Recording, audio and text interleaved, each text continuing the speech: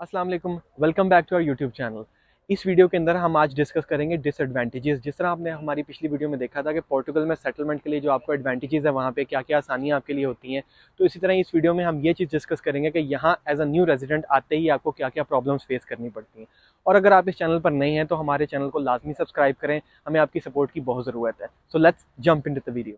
हमारी last video में हमने आपको बताया था कि पोर्चुगल में आते ही अपने आप को आपने सिस्टम में रजिस्टर करना होता है और सिस्टम में रजिस्टर करते ही आपको दो नंबर मिलते हैं, निस और निफ। अब यहाँ पे थोड़ी सी कॉम्प्लिकेशन ये है कि यहाँ आपको निफ लेने के लिए एक बंदे की गारंटी की ज़रूरत होती है और वो बंदा पोर्टुगीज़ नेशनल या कोई पासपोर्ट होल्डर होना चाहिए।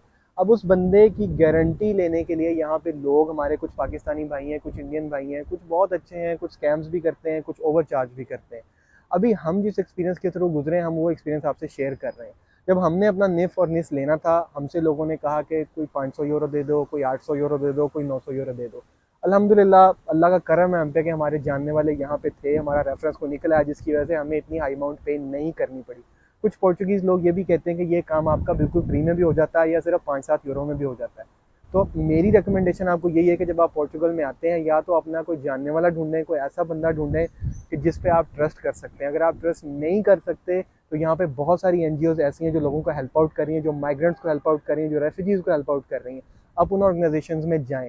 अगर उन ऑर्गेनाइजेशंस का आपको नहीं पता तो आप हमसे कांटेक्ट करके थ्रू ईमेल, थ्रू फेसबुक और थ्रू इंस्टाग्राम किसी तरह भी, या कमेंट करके हमसे पूछ के आप उनका एड्रेस ले सकते हैं और डायरेक्टली आप वहाँ पर जाकर उन्हें बताएं कि हमारे साथ ये इशू है, हमें ये प्रॉब्लम आ रहा है, हमें अपने सिस्टम में पोर्टुगल सिस्टम में रजिस्टर करने के लिए हमें लोग हमसे इतने पैसे मांग रहे हैं। तो काइंडली मेरी एडवाइस यही है, किसी को भी हैवी अमाउंट मत पे करें इन चीज़ों के लिए, क्योंकि बहुत सारी जगह पे ये काम फ्री भी हो जाते हैं, थोड़े पैसों में भी हो जाते हैं, इसलिए हैवी अमाउंट देने से हमेशा गुरेज करें। सेकंड जो यहाँ पे डिसएडवांटेज है वो यहाँ पे लिविंग का है। लिविंग तो पूरे यूरोप में बहुत बड़ा प्रॉब्लम बना हुआ है, लेकिन पोर्चुगल में ये थोड़ा ज़्यादा है।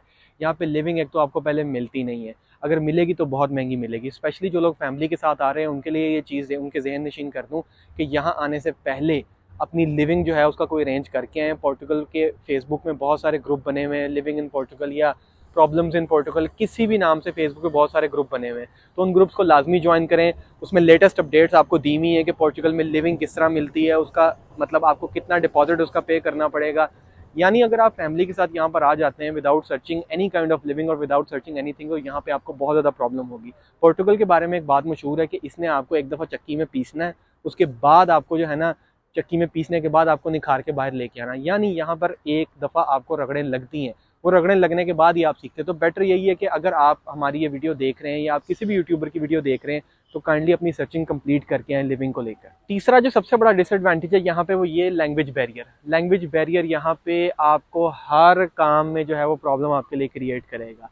चाहे आपने अपने डॉक्यूमेंट्स बनवाने हो, चाहे इनकी गवर्नमेंट ऑफिस में जाना हो, चाहे लिविंग ढूंढनी हो किसी पोर्टुगीज़ के पास, या आपने यहाँ पर जॉब ढूंढनी हो, तो लैंग्वेज बैरियर जो है वो हमेशा से यहाँ पे है और आपके लिए ये आगे प्रॉब्लम्स भी क्रिएट करेगा। इसके लिए मेरे पास आपके लिए एक एडवाइस है। अगर आप इस वक्त पाकिस्तान में मौजूद हैं या किसी भी और कंट्री में मौजूद है, अगर आप वहाँ से पोर्चुगल मूव करना चाहते हैं तो इंटरनेट के ऊपर, यूट्यूब के ऊपर या किसी भी जगह से थोड़ा बहुत पोर्चुगीज़ लैंग्वेज को सीख कर आएँ, जिसमें आप थोड़ी बहुत कन्वर्सेशन कर सकें।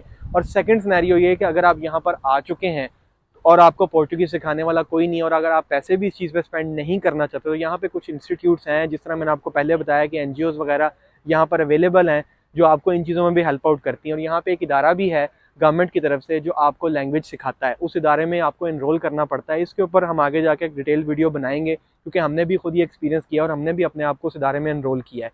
तो हम इस पर एक डिटेल वीडियो बनाएंगे जिसमें आपको सारा प्रोसीजर भी बताएंगे कि आप कैसे उस इदारे में अपने आप को रजिस्टर कर सकते हैं और फ्री ऑफ कॉस्ट आप यहाँ पे लैंग्वेज भी सीख सकते हैं।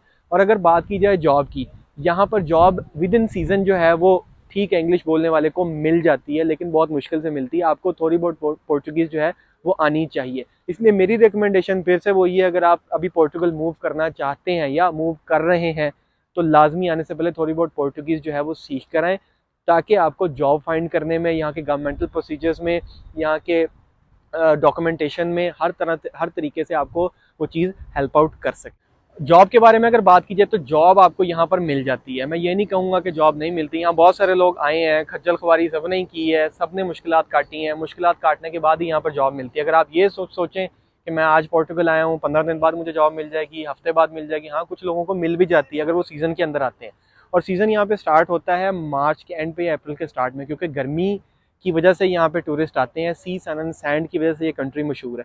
तो अगर आप सर्दियों में आते हैं, सर्दियों में आपको सब्र करना पड़ेगा। सर्दियों में जॉब्स उन्हीं लोगों को मिलती हैं या तो जिनका यहाँ पे एक्सपीरियंस हो पहले, या जिनको पोर्चुगीज़ लैंग्वेज आती हो। इसलिए आप जिस भी सीज़न में आए, आपको जॉब मिल रही है आते या नहीं मिल रही, आपने छोड़ कर नहीं भागना बीच में। सब्र का दामन हमेशा हाथ में रखना है और हमेशा सब्र से चलना है। नमाज अपनी पढ़ें, अल्लाह से दुआ करें, ठीक है, और अपनी कोशिश लाजमी करें।